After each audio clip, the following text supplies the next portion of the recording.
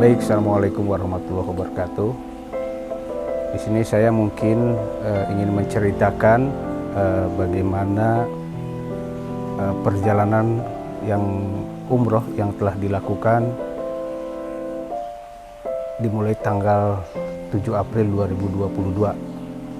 Waktu itu kita memang ada niat untuk melakukan umroh di 2021.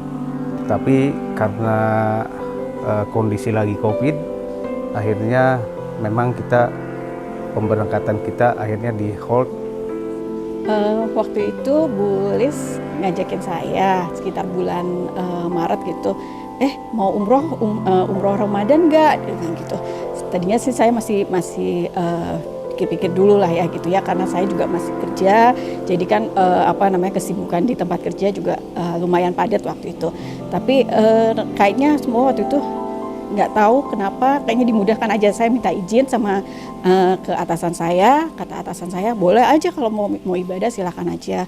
Akhirnya itu tanya sama suami bilang juga, ayo kita berangkat. Ya udah akhirnya saya bilang sama Bu Lis, oke lah kita berangkat umroh di bulan Ramadan ini. Saya ikut sama SNH waktu itu di 7 April kita berangkat ke sana. Di tanggal 7 April 2022. Umroh ini memang dadakan ya, setelah 3 tahun lockdown nggak bisa kemana-mana. Akhirnya sesuai dengan jadwal kita berangkat sore menggunakan pesawat Saudi Arabia Airlines. Tiba-tiba Tanah Suci dibuka, jadi akhirnya saya memutuskan pengen berangkat ke sana. Ma, aku pamit ya. Doain lancar, terusnya ibadahnya lancar, pulang pergi lancar, selamat. Amin. Sampai kembali di rumah. Amin. Terus titip anak-anak. Tolong dijagain. Nanti kalau ada apa-apa telepon aja atau WA ya. Aku berangkat ya, Mah. Keberangkatan ini sebenarnya saya dedikasikan untuk almarhum Papa ya. Perjalanan cukup baik sesuai dengan time schedule-nya. Tidak ada permasalahan apa-apa ya. Baik dari segi penerbangannya, tidak ada cancel atau apa. Jadi kita memang on schedule.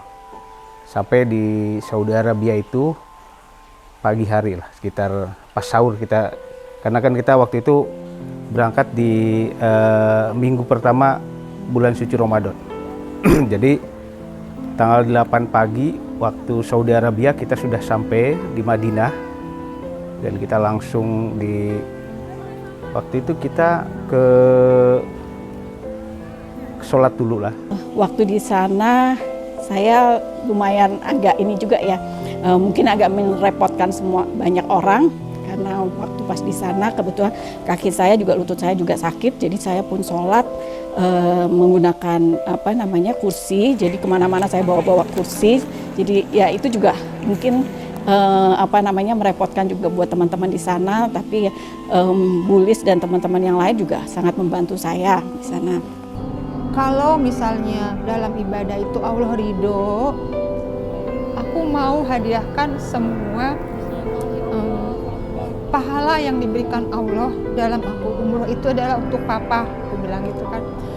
Terus Mama bilang gini, kamu tuh terlalu dibawa perasaan, ikhlasin aja, doain di mana aja gitu. Akhirnya singkat cerita sampailah perjalanan itu di Madinah. Sholat seperti biasa di Masjidil Nabawi setelah persiapan ya. Terus kemudian kita juga hotelnya juga di sana tidak terlalu jauh, jadi cukup menyenangkan lah bagi jemaah mungkin yang usianya tua atau apa, tidak jadi masalah karena memang masjid yang ditempati kita oleh NH itu cukup dekat dengan Masjid Nabawi. Nah, pengalaman saya waktu yang pas ke Raudhah, kita berangkat pagi-pagi di sana, tapi juga lumayan ini agak sulit juga mau masuk. Tadinya di pintu, saya lupa di pintu berapa, itu di sana dibilang nggak bisa. Kita akhirnya pindah ke pintu yang lain. Di sana cukup lama sih, kita nunggu sampai siang. Cuman satu waktu itu yang saya minta, ya Allah, saya izinkanlah saya masuk. Sampai waktu itu kita untuk ke Raudoh itu agak sulit. Alhamdulillah Allah kasih kelancaran, saya bisa berdoa di Raudoh. Jadi sepanjang perjalanan saya di Madinah itu ya, itu selalu zikir dan sebagainya, itu ibadah semua saya tujukan gitu untuk papa gitu. Jadi saya tuh sampai nggak mikir doa untuk diri saya sendiri, pokoknya semua saya doakan itu untuk papa. Bahkan kita mungkin ada yang para jemaah ibu-ibu juga sampai ada yang bisa masuk ke Raudoh, meskipun saya sudah beberapa kali, tapi yang kali ini nggak bisa masuk ke Raudoh karena begitu padatnya. Mungkin karena umroh yang kita lakukan di bulan Ramadan itu merupakan umroh yang pertama kali setelah COVID ya. Kan kita hold sampai 2 tahun tidak ada ibadah haji, tidak ada umroh, gitu kan. Itu jadi kita yang alhamdulillah kita bisa pertama kali setelah masa-masa COVID, rombongan kita bisa melakukan ibadah umroh di tanah suci gitu.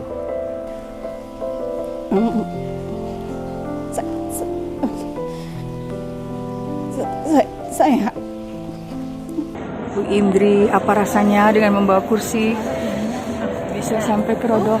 Masya Allah, bisa masuk, udah senang banget. Bu Eka, bagaimana haji kita ini? Selalu ada jalan. Kita tinggal berempat bersama cutnya kita. Pejuang emak-emak, the power of emak-emak. yang penting semangat, bismillah. Bismillah. Saya akan sabar nunggu, yang penting kaki saya nggak sakit. Nah, sampai siang akhirnya bisa juga kami masuk. Tinggal kita berempat yang lolos masuk. Yang kaki saya sakit, ternyata saya bisa lari di situ. Karena memang waktu itu agak susah banget karena kita sempat dorong-dorongan juga dengan laskar di sana. Akhirnya kita bisa masuk rame-rame. Lumayan lama kita bisa di dalam. Kita bisa berdoa segala macam, bisa ada sekitar 30 menit kita di dalam. 4 hari kita di Madinah ya, di Nabawi, kemudian kita melakukan setelah 4 hari kita pergi ke Mekah Al-Mukarramah untuk melakukan ibadah umroh di sana. Kemudian pada saat mau pulang dari Madinah, hari terakhir subuh itu saya sholat subuh ya. Hari sebelumnya kan udah ke Raudah. Besokannya kita harus ke Mekah. Jadi pagi-pagi setelah sholat subuh saya jalan. Biasanya tuh saya selalu sama Lis gitu ya, berdua kemana-kemana gitu, berdua sama Lis, rombongan lah. Tapi pada saat itu habis sholat subuh kok kita misah gitu ya. Terus saya bilang sama Lis, saya mau pamit dulu. Saya bilang gitu, saya mau pamit dulu. Saya mau ke masjid, ke masjid Kubah Hijau ya. Jadi saya jalan sendiri ke sana gitu, jalan sendiri. Pada saat sudah sampai kelihatan atap masjid itu, saya berdiri di balik pagar, kan kita nggak bisa masuk ya. Berdiri di balik pagar dengan berlinang air mata di situ ya. Saya bilang, ya Allah, ya Rasulullah, saya pamit untuk menunaikan ibadah lagi ke Mekah. Saya bilang, melaluimu ya Allah, izinkan papa saya untuk berdampingan dengan Rasulullah di sorga bersamanya, aku bilang gitu kan ya. Dan ibadah-ibadah saya ini, saya bilang, saya persembahkan untuk papa saya bilang gitu. Setelah itu saya pamit ya Allah, karena jam 10 nanti saya akan berangkat ke Mekah. Itu sih yang ini berkesan banget buat kita, buat saya juga terutama, karena saya bisa masuk ke Raudah di sana. Pas ke Mekah juga di sana masih tetap juga saya juga masih pakai kursi segala. Waktu pas umroh malah sempat juga pakai kursi roda di sana. Ya tapi alhamdulillah semua bisa terlaksana, bisa dilaksanakan dengan baik. Terima kasih juga buat SNH yang bisa memfasilitasi kita untuk bisa berangkat. Dan sekarang alhamdulillah berkat izin Allah saya bisa sholat lagi dengan seperti biasa, saya tidak usah pakai kursi lagi. Begini itu pengalaman saya selama di sana. Alhamdulillah selama 4 hari berjalan di Madinah kita berjalan dengan baik, kita juga bisa beribadah dengan penuh kehusuan, tidak terganggu baik dari segi penginapan, makanan, dan lain-lainnya. Penjemputan juga tepat waktu, yang dilakukan oleh pihak travel cukup baik. Akhirnya kita memang on schedule aja. Terima kasih sebelumnya kepada travel Sakinah Nur Hidayah yang telah memfasilitasi kita untuk beribadah di Tanah Suci. Kurang lebih 5 jam perjalanan dari Madinah ke Mekah. Ya, kita alhamdulillah meskipun bulan puasa tapi karena niat kita ibadah, alhamdulillah kita diberikan kekuatan, ya tidak merasa lapar, haus atau lain-lain. Kita bersyukurlah bahwa perjalanan kita umroh ibadah umroh kali ini memang cukup baik lah. Oke, setelah selesai, kemudian saya kembali ke hotel dengan melewati pintu gerbang Masjid Nabawi. Saya ingat banget itu nomor 338. Keluar dari masjid, saya lihat lagi ya. Saya bilang semoga ada kesempatan saya untuk datang lagi dan berziarah ke sini. Baru sekitar 10 langkah dari situ, tiba-tiba saya nengok ada sesosok bapak-bapak pakai baju putih, pakai topi haji itu yang putih, baju putih-putih. Kemudian badan saya tuh bergetar. Saya sebut asma Allah gitu ya. Sampai saya tuh nggak bisa ngomong apa-apa, cuman air mata berlinang terus ya. Terus saya bilang, di antara sedih, haru, sama bahagia gitu.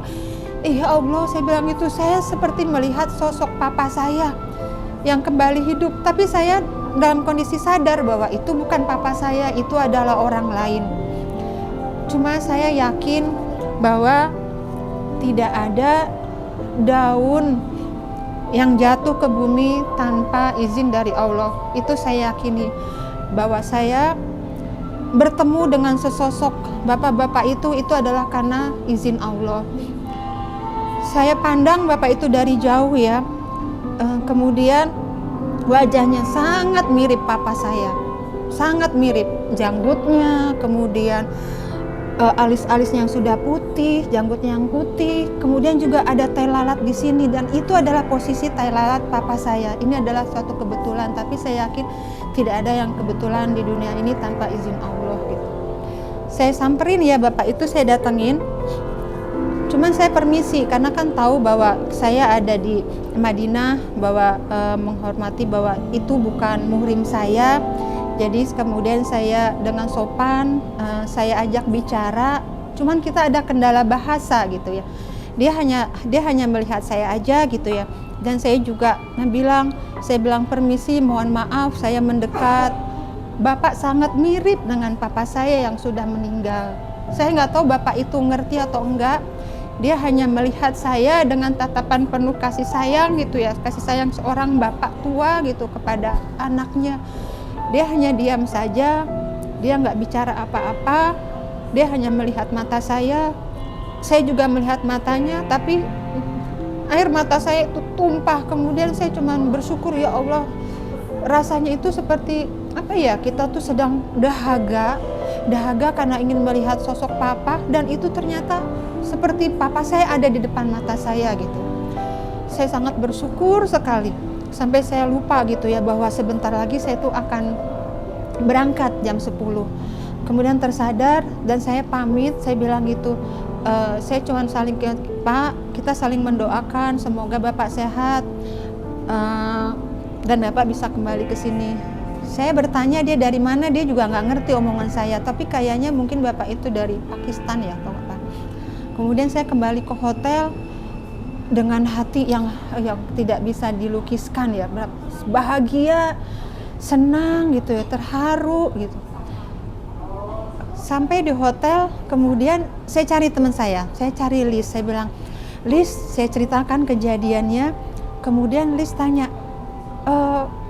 coba kamu balik lagi ke sana, gitu kan, tanya dia dari mana, atau minta alamatnya, siapa tahu ada waktu kamu bisa datang ke rumahnya kalau kangen sama papa untuk ketemu.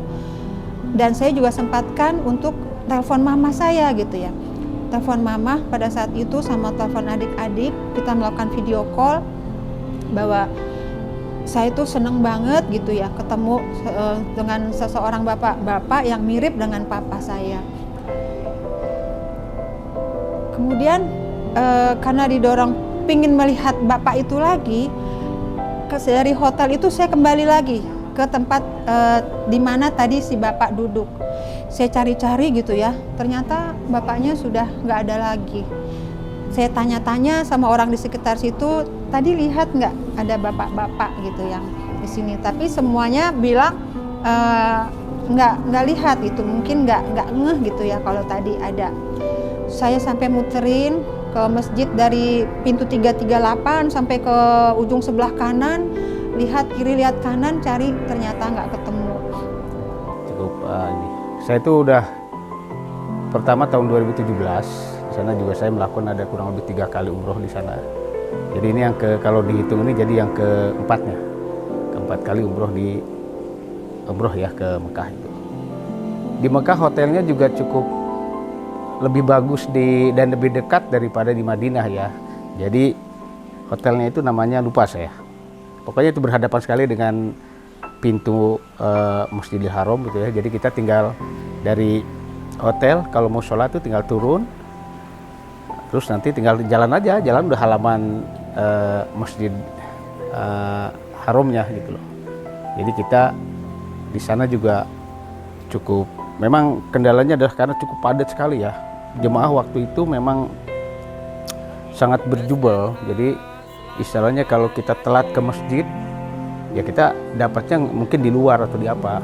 Tapi alhamdulillah karena kita sudah mengetahui itu, akhirnya mungkin 30 atau 1 jam 2 jam sebelumnya kita sudah berangkat ke sana untuk melakukan sholat berjamaah sampai di sholat tarawih ya, alhamdulillah juga berjalan dengan baik.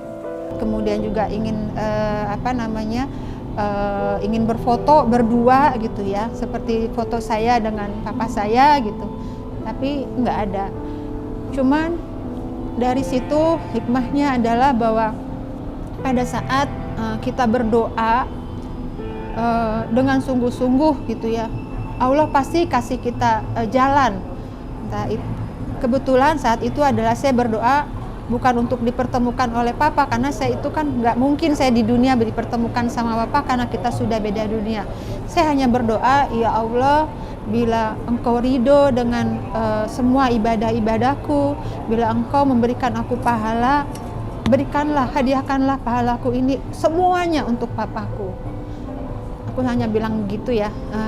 Ya ternyata Allah kasih hadiah pada saat akan meninggalkan Madinah. Ternyata Allah berikan pandangan sesosok bapak-bapak yang sangat mirip dengan papa saya. Dari segi kepulangan juga kan tepat waktu, tidak ada kendala yang berarti lah, dalam artian lancar-lancar lah. Alhamdulillah, mudah-mudahan ibadah umroh yang telah kami lakukan itu diterima oleh Allah Subhanahu wa Ta'ala. Dan untuk Sakinah Nur Hidayah, saya ucapkan terima kasih yang sebesar-besarnya atas supportnya, bantuannya, dan memfasilitasi jemaah dengan baik ya. Mudah-mudahan kedepannya jemaahnya akan bertambah ya, dan mungkin pelayannya juga mungkin akan lebih diindikan lagi. Meskipun sudah baik, tapi mungkin lebih baik lagi, apalagi nanti mungkin kalau sudah banyak yang mendaftar untuk melalui travel Sakinah Nur Hidayah, ya itu mungkin perlu apa namanya, dari mulai perencanaan dan sebagainya itu harus lebih baik lagi ya. Karena semakin banyak jemaah, semakin banyak permasalahan, semakin banyak yang harus dibetulkan. Dari mulai pemberangkatan, hotel, sampai kepulangan, dan akhirnya sampai selamat kembali jemaah di tanah air. Sebelumnya saya udah pernah umroh, itu udah pernah bisa masuk. Cuman memang kan kemarin kan di sana kan emang agak susah banget ya. Kalau waktu yang umroh saya pertama bisa hampir tiap malam saya ke Raudhoh. Tapi kalau kemarin ya mungkin karena kondisi situasi juga lagi COVID sehingga memang dibatasin sekali untuk bisa masuk. Gitu. Itulah sedikit pengalaman saya pada saat umroh yang lalu. Dan sampai saat ini saya selalu memandang foto-foto papa dengan bapak tersebut sambil mendoakan semoga kalau beliau masih ada, masih hidup, dia bisa sehat-sehat. Itu aja. Sebenarnya saya menceritakan ini ya kayak terkuras juga ya emosi karena hubungan saya dengan papa itu sangat dekat. Di setiap momen kehidupan saya, papa selalu hadir. Sampai 2 orang anak saya, dua-duanya saya melahirkan itu selalu ditunggui papa. Papa selalu hadir dan sampai papa itu juga ikut nginep di rumah sakit. Jadi begitulah kedekatan saya dengan papa. Sehingga tentunya ya sangat kehilangan sekali. Alhamdulillah kemarin setelah umroh rasanya tuh dahaga saya agak terobati. Itu sedikit pengalaman, semoga bisa ditarik hikmahnya dari pengalaman ini. Kalau keinginan sih pasti mau ya kita berangkat bisa pergi haji, bisa umroh, bisa sama anak-anak seperti itu ya. Apa namanya ya, kita ini aja dengan niat seperti itu sih.